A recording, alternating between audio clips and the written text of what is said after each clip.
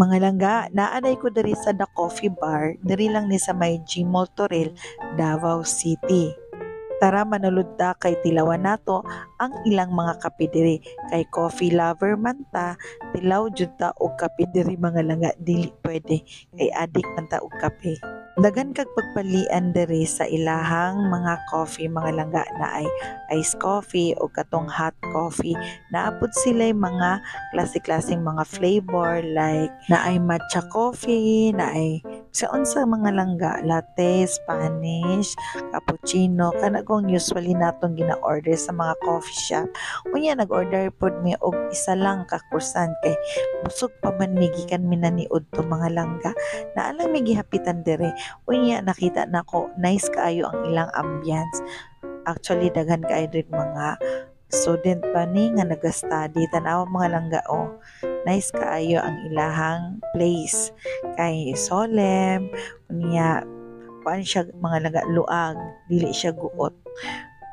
Coffee lover man jud ko mga langga, ang usa sa akong ganahan jud sa usa ka coffee shop kana ganing makaginhawa ka, makalakaw-lakaw ka unya nice ang iyang place na homey gani ang dating kay lami man gud magtambay-tambay while nagainom ka og kape kay mura lang kag naa sa balay.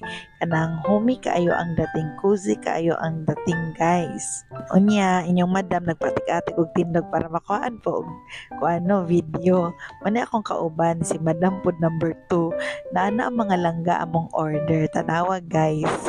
Actually gibawalan na jud ko sa akong doktor na mag-inom og kape mga langga kay acidic manggug ko pero laban lang jud kay coffee is life. Kahit jud ko kaayog ulo mga langga pero panagsa lang pug ko nagakape kanang once a day pero every day. Unya kaning coffee shop panagsa lang jud kay syempre mahal-mahal man no. Sa balay stick lang jud akong ginainom. Muni lang croissant malang mga langga, in fairness lami ilang croissant. Unya kani ako kay ice Spanish latte. O ba to?